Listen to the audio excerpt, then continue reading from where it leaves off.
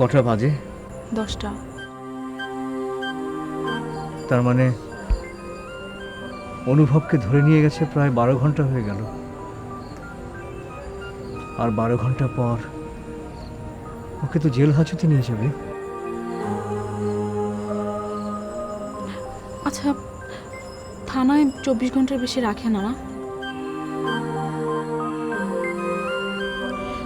শুনেছি কথা আদায় করার জন্য নানা রকম টর্চার করে। না মানে ওকে যদি বিভিন্ন কিছু জিজ্ঞেস করে পাজল করে দেয়, ওর তো মাথায় একটু সমস্যা।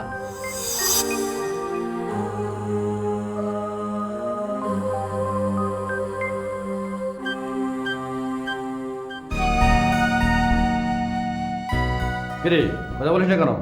কথা বল। এই শহরে তুমি থাকতে হিন্দু মেয়েকে ভালোবাসতে হবে কেন? ভালোই যখন বুঝেছিস তাহলে মাস্টারমশাইকে খুন করতে গেলি কেন? ভেবেছিস ফ্যামিলি প্রভাবে পার পেয়ে যাবি?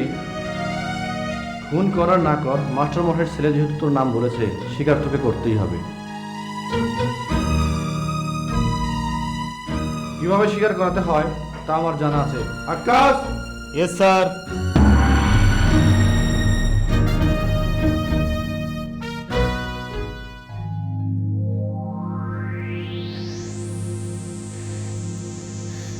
অনুভব, অনুভব,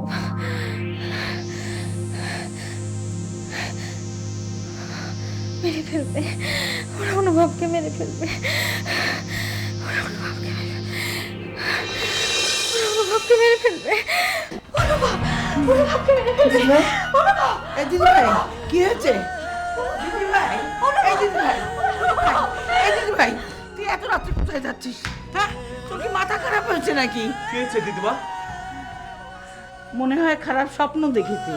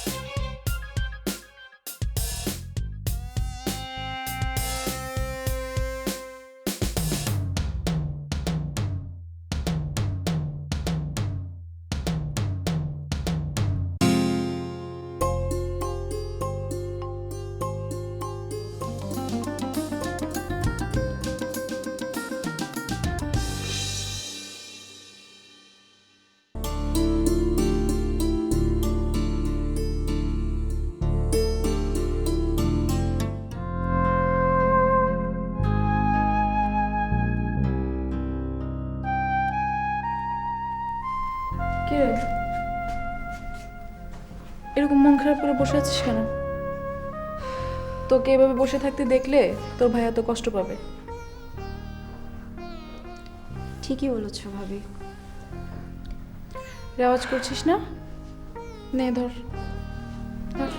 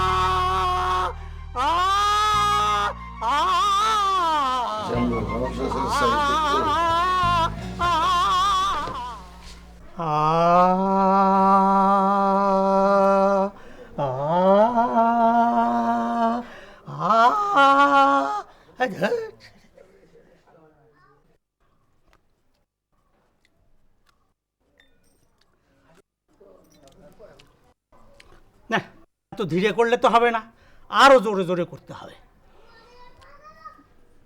আহ, আহ, আহ,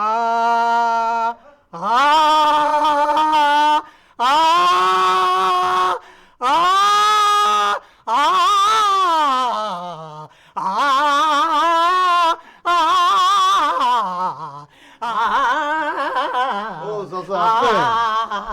আমি ভাবছিলাম, কি ভাবছিলা বাবা? না আমি ভাবছিলাম না থাক, আপনি মুরব্বী মানুষ থাক। হ্যাঁ বলো না।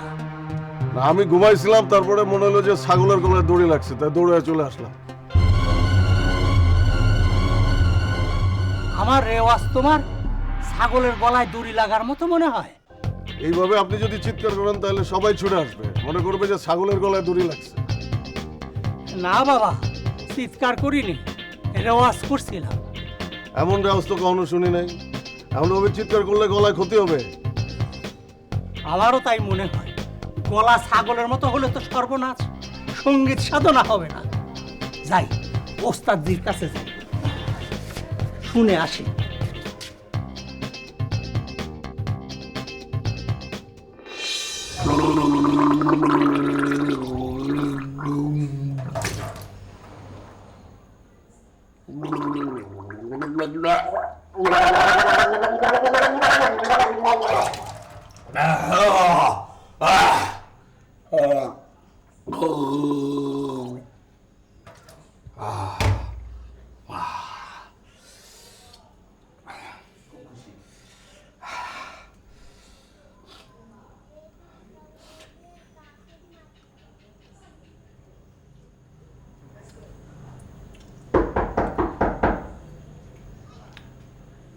ওহো, শান্তি মতো যে একটু মধু খাবো তার কোনো উপায় নেই। কি যে আছে, সময় নেই, অসময়।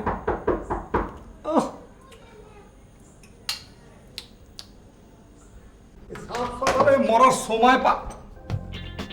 আরে কাকা, তুমি এত সাত সকালে কি ব্যাপার হয়েছে কি তোমার? আমার সর্বনাশ হয়েছে, আমার গলা ছাগলের মতো হয়েছে। আচ্ছা কাকা, তুমি এসব কি বলছো বলো দেখিনি?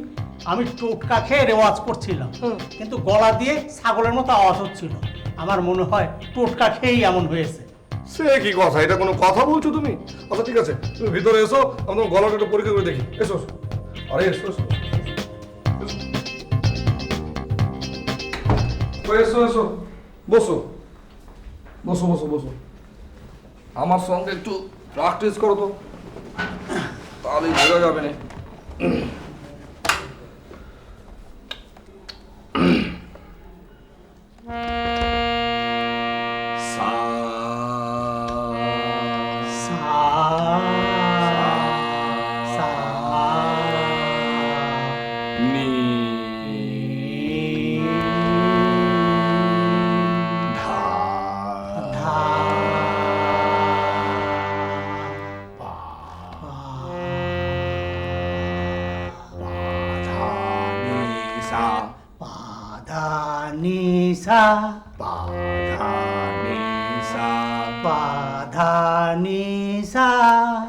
কাকা, সবই তো ঠিক আছে। কে বলেছে তোমার গলা ছাগলের মতো? কে? মুন্না, ওই যে টেরা মুন্না। আরে কাকা, মুন্না মানে টেরা মুন্না তো? হ্যাঁ। ও তোমার সঙ্গে ফাজলামো করেছে, দুষ্টামি করেছে, তো ফাজিল ছেলে, দুষ্ট। হ্যাঁ, ও তোমাকে মুরগি করেছে। মুরগি? আমারে মুরগি কি করে করলো? কাকা, এ মুরগি চিকেন না। ও তোমার সাথে, ও তোমাকে ব্লাফ দিয়েছে।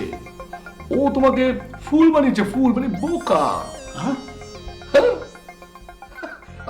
প্র্যাকটিস করো আবার বলো সা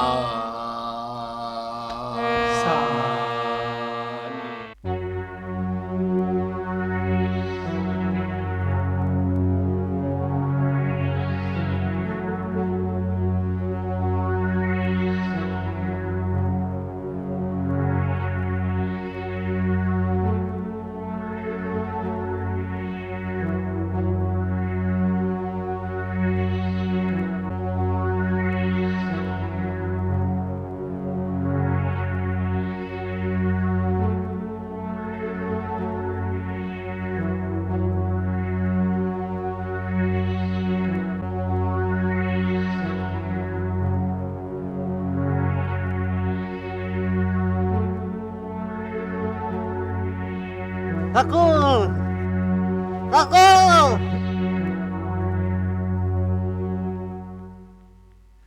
এই একদম সামনে যাবে না, ঠাকুর একদম সামনে যাবে না, ঠাকুর এখানেই থাকো। ওরা কাছে আসতে চাইলে ওদের আসতে দাও, বাধা দিতে নেই। না, সমস্যা আছে, কাছে আসতে দেওয়া যাবে না। সমস্যা? কিসের সমস্যা? আমি তো কোনো সমস্যা দেখি না। সমস্যা আছে বাবা ঠাকুর, সবাই বলে এদের শরীরে বাতাস লেগেছে। বাউ বাতাস? বাউ বাতাস কি? স্রষ্টার অভিশাপ। স্রষ্টার সমস্ত ভালোবাসাই তো তার সৃষ্টিকে নিয়ে, তার শ্রেষ্ঠ সৃষ্টি মানুষকে কেন তিনি অভিশাপ দেবেন? ঠাকুর বাতাস ভালো করে না ঠাকুর, ঠাকুর ঠাকুর ভালো করে দাও, অসুস্থ আমি, ভালো করে দাও। আমার কোনো ক্ষমতা নেই, আমি সামান্য একজন মানুষ। আমার যদি ক্ষমতা থাকতো তাহলে তোমাদের কষ্টগুলো আমি নিতাম। যতই অমঙ্গল হোক, তোমরা আমার কাছে আসো।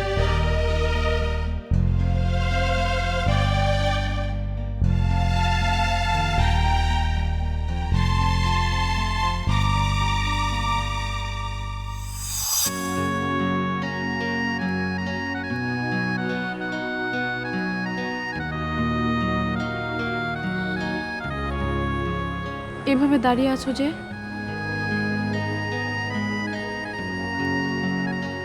জানো প্রীতি, আমার বাবা আমাকে নিয়ে অনেক বড় স্বপ্ন দেখতেন, অনেক শখ করে আমার নাম রেখেছিলেন আকাশ। আর আমিও ছোটবেলায় আকাশের নিচে এসে ভাবতাম আমি আকাশের মতো বিশাল। কিন্তু আজ এই খোলা আকাশের নিচে দাঁড়িয়ে নিজেকে খুব ছোট মনে হচ্ছে, খুব অসহায় মনে হচ্ছে। জানো প্রীতি, আর কিছুক্ষণ পর অনুভবকে থানা থেকে জেল হাজতে নিয়ে যাবে। আমি ওর জন্য কিছুই করতে পারলাম না, কিছুই করতে পারলাম না।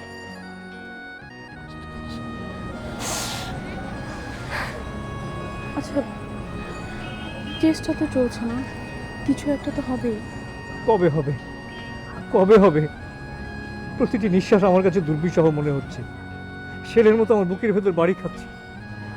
আমি যে ওর কষ্ট একদম সহ্য করতে পারি না প্রীতি, আমি একদম সহ্য করতে পারি না।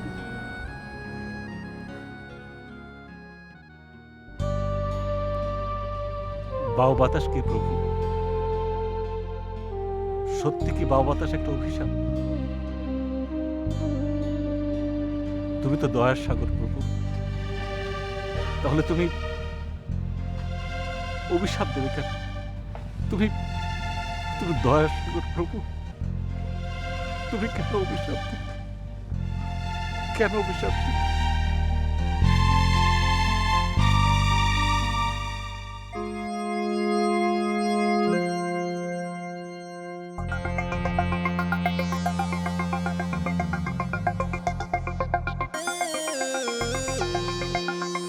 ভাই আপনি সাত সকালে? আর কইস না, আনু চাচা আমার ঘুমের 12টা বাজা দিচ্ছে। সাত সকালে উঠে ছাগলের মতো ভ্যা ভ্যা ভ্যা ভ্যা ভ্যা ভ্যা শুরু করছে। মানে বুড়ো বয়সে তার খায়স হয়েছে সঙ্গীত সাধক হবার। আরে সঙ্গীত সাধক হওয়া কি অত সোজা কথা? আমাদের ওস্তাদ কত দিল্লি ফিল্লি লখনৌ মখনৌ ঘুরে এসে তারপরে সঙ্গীত সাথে হয়েছে। বুড়োর সাহস দেখে বাঁচি না। তাহলে ভাই বিষয়টা আমাদের কর্মসূচির মধ্যে ফেলে দিই। না, মুরব্বী মানুষ, বিষয়টা বাড়াবাড়ি পর্যায়ে চলে যাবে। তুই কই যাইস? কেন ভাই ভুলে গেছেন? আপনি আমার একটা দায়িত্ব দিচ্ছেন না? কি দায়িত্ব? স্বপ্নার সোহাগের বিষয়টা। ও বুঝতে পারছি। তুই যা ভালো করে খোঁজ নে যে সোহাগ স্বপ্নের সাথে প্রেম করে যৌতুক নিবার চায় কেন। আচ্ছা ভাই। যা। আর শোন, চামেজি কোনে খোঁজ নিয়ে জানার চেষ্টা করবি যে যৌতুক নেওয়ার ব্যাপারে আসল ভিলেনটা কে। আচ্ছা ভাই। ঠিক আছে, যা।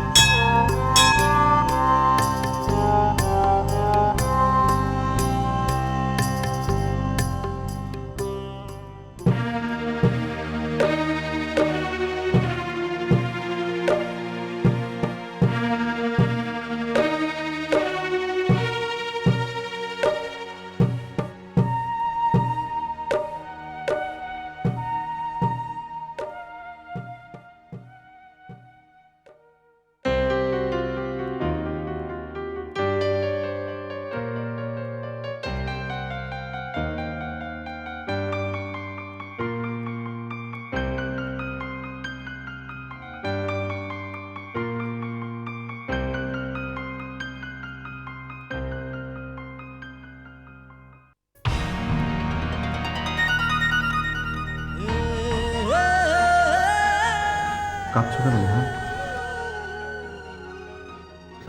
আমার কিছু হয়নি, দেখো সব ঠিক হয়ে যাবে। তুমি যদি আমার উপর বিশ্বাস রাখো তাহলে কেউ আমার ক্ষতি করতে পারবে না।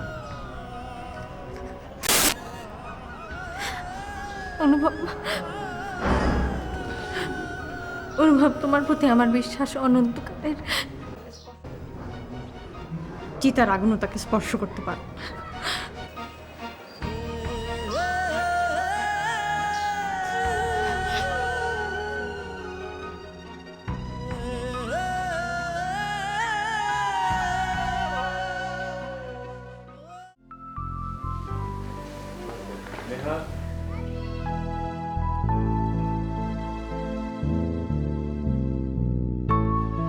কোথায় গিয়েছিলি? দেখতে পাচ্ছ না?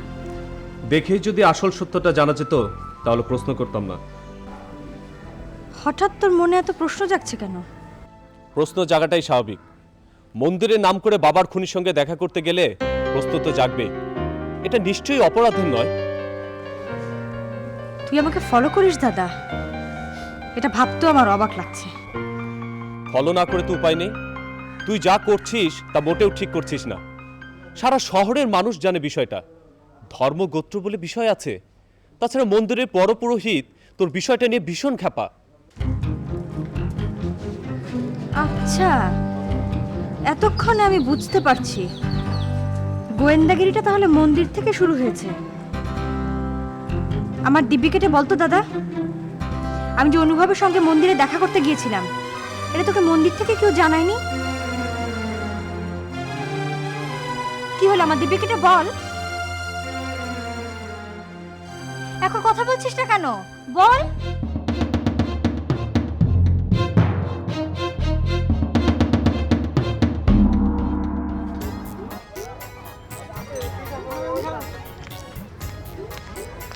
এইভাবে হচ্ছে, এইভাবে হচ্ছে, এই তো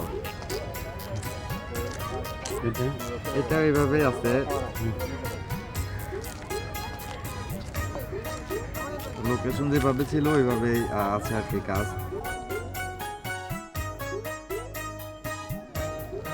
এটা কি হলো? এটা ওই চাচাজি? কাজটা চলতেছে। আসসালামু আলাইকুম চাচাজি। আরে সেলিম, ভালো আছেন? জি চাচাজি, আমি তো ভালো আছি। আপনি কিরকম আছেন বলুন তো দেখি। আছি, তবে খুব একটা যে ভালো তা না। আজ সকালে তোমার গান শুনেছি বাবা, খুব সুন্দর গান, প্রাণটা ভরে গেছে বাবা। সে কি কথা, তুমি গান শুনেছো? ও বুঝতে পেরেছি সকালবেলা আমার বাড়ির সামনে থেকে যাওয়ার সময় আমার গানের রেয়াজ শুনেছিলে না, ভিতরে আসতে গান শুনিয়ে দিতাম। তোমার বাবা থাকাকালীন অবস্থায় তোমাদের বাড়িতে যাতায়াত ছিল বাবা। তোমার বড় ভাই বাড়ির সকলকে নিয়ে আমেরিকা চলে গেল, আর যাওয়া হয় না বাবা। সবাই গেলে কি হবে, আমি তো আছি, আসতে ভিতরে আসতে গান শুনিয়ে দিতাম। তোমাকে একটা কথা বলি বাবা, সবাই আমেরিকা চলে গেল, তুমি গেলে না কেন বাবা? সবাই বলে ওখানে নাকি অনেক সুখ, ও দেশে নাকি অনেক শান্তি। চাচাজি, কেউ যদি ভুল বলে তাহলে তো আমার কিছু করার নেই। তাছাড়া এত সুন্দর দেশ, এই সুন্দর দেশের এত সুখ অন্য কোথাও গিয়ে পাওয়া যাবে বলো? আর তাছাড়া সবাই যদি এই দেশ ছেড়ে অন্য কোথাও চলে যায়, এই দেশটাকে কী করে ভালোবাসবো আমরা সবাই? রবীন্দ্রনাথ ঠাকুর তো এমনি এমনি বলে যায়নি, আমার সোনার বাংলা আমি তোমায় ভালোবাসি। বুঝতে পেরেছি? বাহ, অনেক ভালো কথা বলেছে বাবা। তোমার কাছে একটা নতুন জিনিস আমি শিখলাম। সবসময় বড়দের কাছে না বাবাজি, ছোটদের কাছেও অনেক শেখার আছে। চাচাজি, এই যে এই কথাটা আপনি বললেন, এই কথাটাও কিন্তু বিশ্বকবি রবীন্দ্রনাথ ঠাকুরের কথা। আসি চাচাজি, আসসালামু আলাইকুম।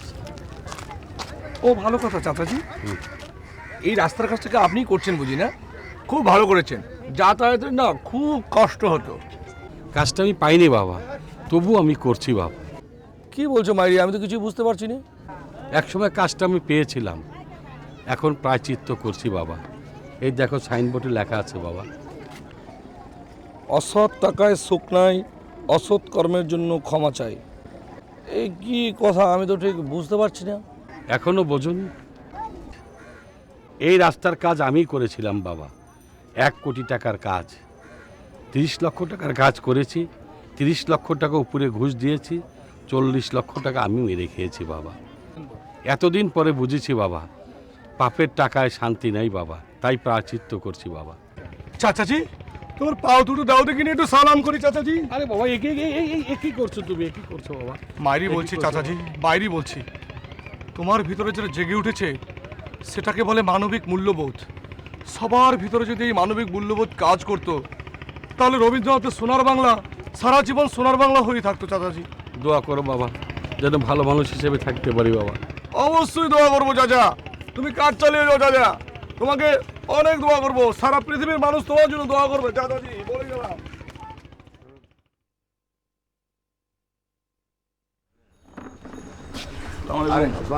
বসেন বসেন বসেন বসেন। আর ইঞ্জিনিয়ার সাহেব, আপনি হঠাৎ কি মনে করে বলেন? বড় একটা সমস্যা নিয়ে আসছি। হ্যাঁ, সমস্যা বড় না হলে তো আর আপনি আমার কাছে আসেন না। বলেন কি বড় সমস্যা? মুক্তারপাড়া বড় মসজিদের সামনে যে রাস্তাটা, ওই রাস্তার টাকাটা কি বরাদ্দ হয়েছে কিনা? না তো। তাহলে হারুন কন্ট্রাক্টর ওই কাজটা কেমন করে? নেতা, বিষয়টা রহস্যজনক। সে রাস্তার মাঝে সাইনবোর্ড দিয়েছে, তাতে লেখা আছে পাপের প্রায়শ্চিত্ত। বিষয়টা রহস্যজনক না বিপজ্জনক সেটাই হচ্ছে কথা। ঠিক আছে, আপনি যান, আমি দেখবো ব্যাপারটা।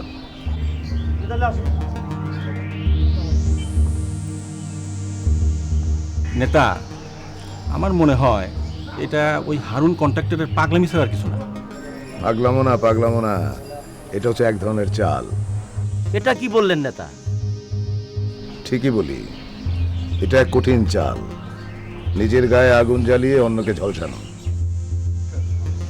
এখন জানতে হবে এই চালটা কার, কারণ কন্ট্রাক্টরের না ওই গণক ঠাকুরের।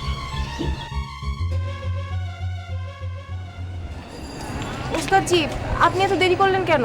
আর বলো না, আসার সময় হারুন চাচার সঙ্গে দেখা হলো। এই লোকটা না সমাজের সবাইকে চোখে আঙুল দিয়ে দেখিয়ে দিচ্ছে। কি দেখিয়ে দিচ্ছে? কি দেখিয়ে দিচ্ছে সেটা বলার সময় এখন না, চলো আমাদের দেরি হয়ে যাচ্ছে, অলরেডি দেরি আচ্ছা হয়ে ঠিক যাচ্ছে। আছে, আপনি একটু বসুন, আমি ভাবিকে ডাক দিই। আরে ভাবি যে, আসসালামু আলাইকুম ভাবি, ভালো আছেন? অধরা, সেলিম যখন আসছে তুমি ওকে নিয়েই যাও, আমি অনুভবের খাবারটা নিয়ে আসি। ভাবি, ভাইয়া নেই? না, ভাইয়া তো উকিলের কাছে গেছে, সেখান থেকে যাবে। ভাবি, তুমি পরে একা একা কিভাবে যাবা? কোনো সমস্যা নেই, আমি যেতে পারবো, তুমি যাও। আচ্ছা, আমি একটা কাজ করি, আমি যে ওস্তাদজিকে পাঠিয়ে দিই। না না, এত কষ্ট করার দরকার নেই। সে কি কথা ভাবি? দেখুন, আমার পরিবারে কে আছে বলুন? আপনাদের পরিবারের সবাইকে আমি আপন মানুষ মনে করি। আমার নিজের মধ্যে কিচ্ছু নেই আপনারা ছাড়া। আপনি দ্বিধা করছেন কেন? আপনি সংকোচ করবেন না ভাবি, আমিই যাব, অসুবিধা নেই।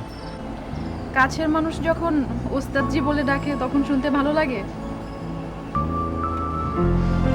এসো।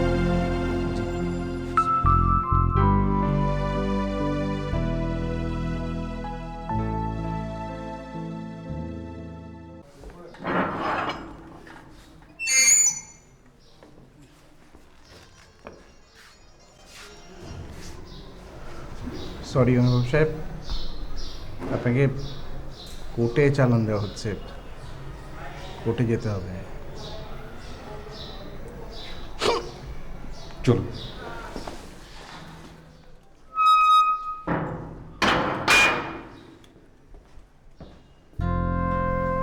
ম্যাজিস্ট্রেট সাহেব, অনুভবের বিষয়ে খুবই মর্মাহত। সবাই আসলে সহানুভূতিশীল, শুধু সহানুভূতিশীল নয়, আইনের চোখে আমার ভাই এতটাই অপরাধী যে... আইন তো মানুষেরই তৈরি, আইনকে যেভাবে বলন হয় সেভাবেই বলে, কিন্তু আইনের ফাঁদটা কে পাতল এ বিষয়টা জানা খুব জরুরি। মাস্টার মশাইয়ের খুনের ঘটনায় অনুভবের নামটা কেন আসলো? অনুভবই যে মাস্টার মশাইকে খুন করেছে এই বিশ্বাসটা হিন্দু সম্প্রদায়ের মাঝে প্রতিষ্ঠা করল কে? সেটা কি শুধু মাস্টার মশাইকে মৃত্যুর হুমকি দেওয়ার কারণেই বিশ্বাস, নাকি এর নেপথ্য অন্য কিছু? বিষয়টা আসলে খুবই জটিল। স্বদেশেরই বা ভূমিকাটা কি?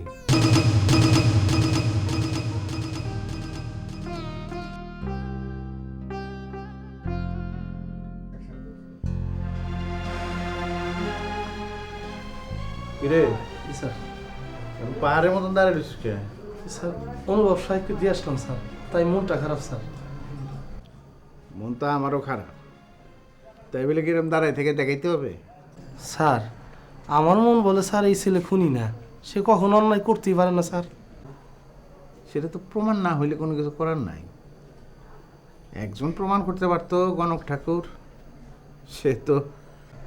স্যার, এই গণক ঠাকুর বললেই তো সমাধান হবে না স্যার, আমরা বিশ্বাস করলেও আইন আদালত বিশ্বাস করবে না স্যার। বাহ বাহ, তুই তো অনেক ভালো কথা বললি রে। স্যার, তুই তো সবসময় বেকু বলে গালাগালি করি, কঠিন সময়ে বোকা মানুষ অনেক ভালো কথা বলে। স্যার, ওই মন খারাপ তো স্যার, তাই মন খারাপ থাকলে স্যার মাথাটা ভালো কাজ করে স্যার। ঠিক আছে যা স্যার।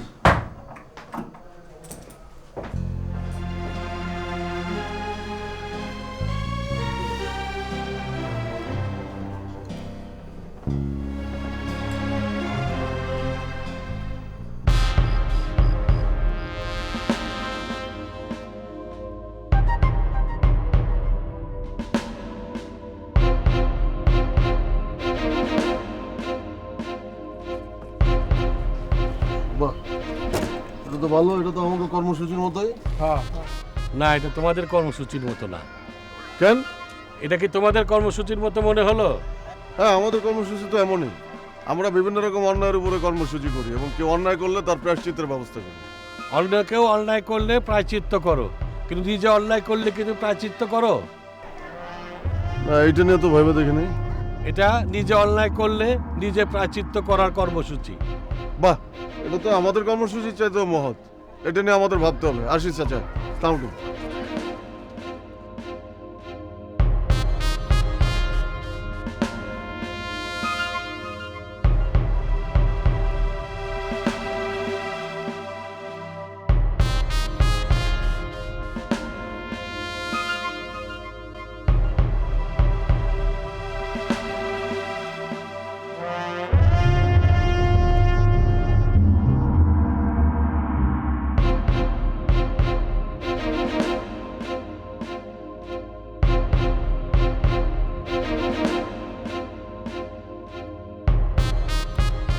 আসসালামু আলাইকুম হারুন ভাই, কেমন আছেন? ভালো থাকার চেষ্টা করছি ভাই। নেতা গাড়ি পাঠিয়েছেন, আপনাকে যেতে বলেছেন। কাজ ফেলে তো যেতে পারবো না ভাই। কিন্তু নেতা যে... কাজ শেষ করি, তারপরে যাবো রশিদ ভাই।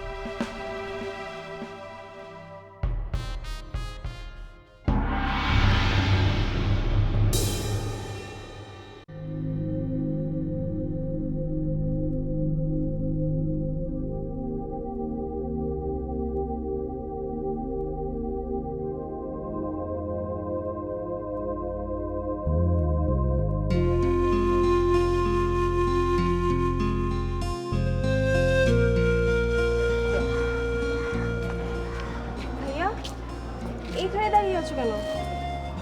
ভিতরে গিয়েছিলে? না রে, ভেতরে যেতে গিয়েও আমি যেতে পারলাম না, খারাপ লাগলো। ভাইয়া ভাইয়া আপনি চলুন, ভিতরে চলুন। অনুভব যদি আপনাকে দেখে অনেক খুশি হবে, তাহলে চলুন না ভাইয়া। চলো ভাইয়া, আসুন, চলুন। চলো।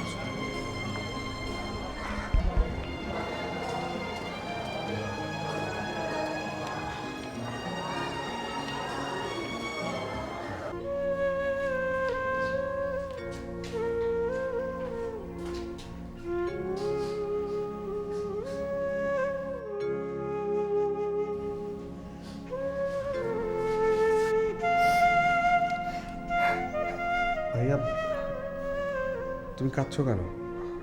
বিশ্বাস করো, আমি এখানে ভালো আছি। না রে, আমি কাঁদছি না, কাঁদছি না রে, ওর কান্না এমনি চলে আসছে। মিথ্যে বলছো কেন ভাইয়া? মিথ্যে তোমার মুখে একদম মানায় না।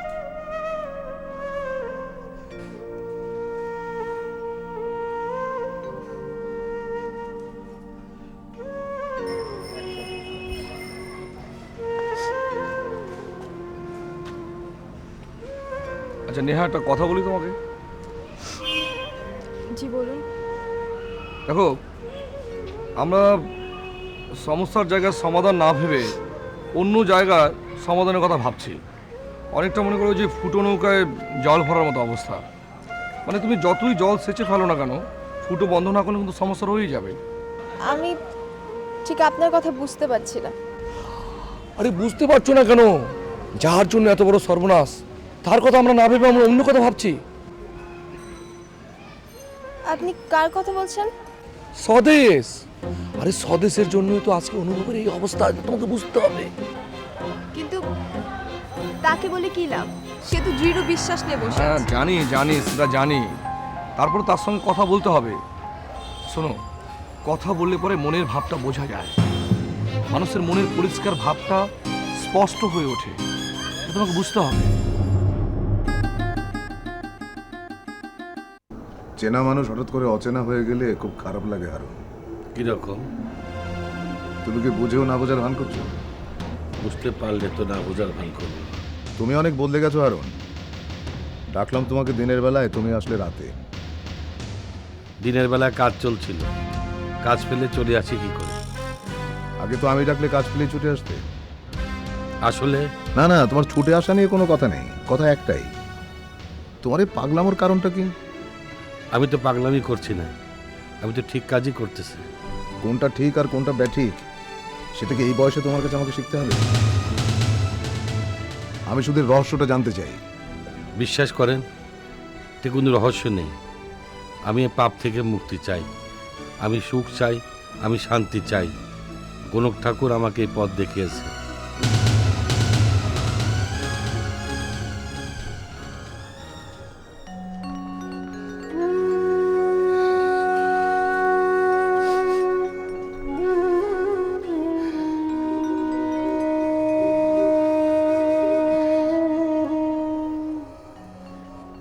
গণেশদা, সব সময় এভাবে মন খারাপ করে কেন থাকো বলো তো?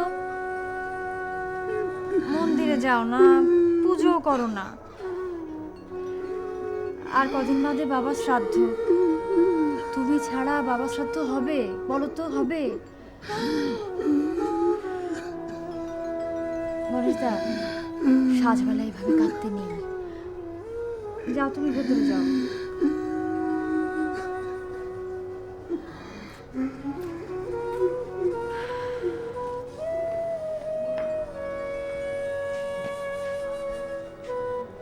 তোর বাবা মারা যাওয়াতে ও কি মনে কম কষ্ট পেয়েছে? জামাই বাবাজিকে তো গণেশই সবসময় দেখাশুনো করত। মুখে কথা বলতে পারে না, অথচ তোর বাবার প্রতি ওর ভালোবাসার কোনো অন্ত ছিল না রে।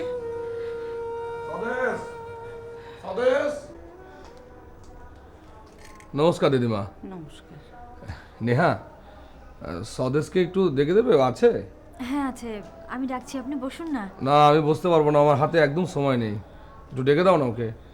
আগে আরে এই তো স্বদেশ এসে গেছে। স্বদেশ, আমার সঙ্গে একটু বাইরে যেতে পারবে? মানে তোমার সঙ্গে একটু জরুরি আলাপ ছিল। এই সাজবেলায় বাইরে যাব? সাজবেলায়? সাজের মঙ্গল প্রদীপ যখন জ্বলিয়ে গেছে তখন আর বাইরে গেলে সমস্যা কোথায়?